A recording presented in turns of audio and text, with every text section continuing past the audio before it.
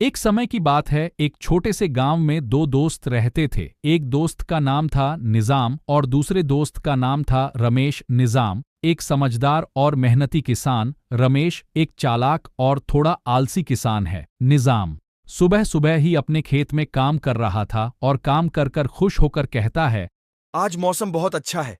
अगर हम मेहनत करें तो इस साल फसल बहुत अच्छी होगी। दूसरी ओर रमेश अपने घर पर बैठे हुए अलसाते हुए कहता है। आज भी खेत में काम करना है, लेकिन उठने का मन नहीं कर रहा है। अगले दिन गांव के बाजार में निजाम और रमेश आपस में मिलते हैं। निजाम रमेश से कहता है, अरे रमेश भाई, आज खेत में चलोगे?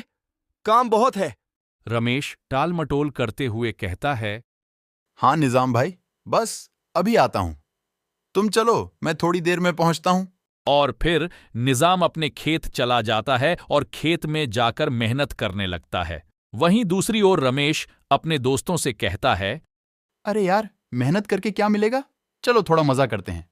शाम को निजाम खेत से घर को लौट रहा था। रास्ते में रमेश से मुलाकात होती है। निजाम थका हुआ रमेश से कहता है, आज का काम तो हो गया। रमेश भाई, तुम्हारा दिन कैसा था? अच्छा दिन था भाई, मैं तो मजे से आराम कर रहा था। वैसे भी इतनी गर्मी में काम कर कर क्या मिलेगा।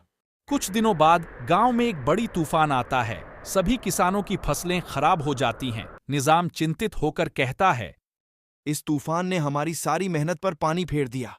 रमेश भी चिंतित होकर कहता है, अब क्या करेंगे निजाम भाई? हमारे पास तो कुछ भी नहीं बचा।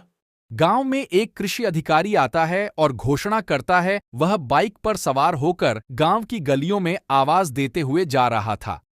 जो किसान अपनी फसल बचाने के लिए मेहनत कर रहे थे, उन्हें सरकार मुआवजा देगी। निजाम और रमेश अधिकारी से मिलते हैं। निजाम, आपने बहुत मेहनत की है, आपको मुआवजा मिलेगा। लेकिन रमेश, तुमने काम नहीं किया, इसलिए तुम्हें कोई मुआवजा नहीं मिलेगा। देखो रमेश भाई, मेहनत का फल हमेशा मीठा होता है। तुम्हें समझ आया कि मेहनत करने का महत्व क्या है? रमेश शर्मिंदा होकर कहता है, हाँ निजाम भाई, अब मुझे समझ आ गया। अगली बार मैं भी मेहनत करूंगा। दोनों मिलकर काम करने का संकल्प लेते हैं और भविष्य में मेहनत करने का वादा करते हैं। घमंडी पेड़। एक समय की बात है, एक सुंदर जंगल के बीचों बीच एक बड़ा और घमंडी पेड़ खड़ा था। इस पेड़ का नाम था निजाम। इतना ऊंचा और विशाल था कि वह सोचता था कि वह जंगल का राजा है। उसकी शाखाएं आसमान तक फैली हुई थीं और उसकी पत्तियां इतनी घनी थीं कि सूर्य की किरणें भी मुश्किल से उसके नीचे पहुंच पाती थीं। निजाम के पास ही एक और पेड़ था जो दिखने में थोड़ा छोटा था और उसका नाम बबलू था। बबलू बहुत सीधा साधा और विनम्र था। वह हमेशा अपने आसपास के पेड़ों और जानवरों से अच्छे से बात करता और उनकी मदद करता। बबलू के मन में कोई घमंड नहीं था। एक दिन निजाम ने बबलू से कहा, देखो बबलू, तुम कितने छोटे और कमजोर हो। मेरे जैसा बड़ा और मजबूत पेड़ बनने के लिए तुम्हें कई जन्म लेने पड़ेंगे। मैं जंगल का राजा हूं और तुम सब मेरे नीचे ही रहोगे। निजाम की यह बात सुनकर बबलू ने कहा, निजाम भाई, हम सब अपनी अपनी जगह पर महत्वपूर्ण हैं। ऊंचाई और ताकत सब कुछ नहीं है। अगर हम सब मिलकर एक दूसरे की मदद करें तो यह जंगल और भी सुंदर हो जाएगा। निजाम ने बबलू की बात को हंसी में उड़ा दिया। लेकिन समय के साथ जंगल में बारिश नहीं हुई और सूखा पड़ गया। सभी पेड़ और पौधे पानी की कमी से सूखने लगे। निजाम ने अपनी जड़ों को गहराई में फैलाने की कोशिश की, लेकिन सूखी जमीन में उसे पानी नहीं मिला। दूसरी तरफ बबलू ने अपनी जड़ों को सतह के करीब फैलाया था ताकि वह सुबह की ओस से नमी ले सके।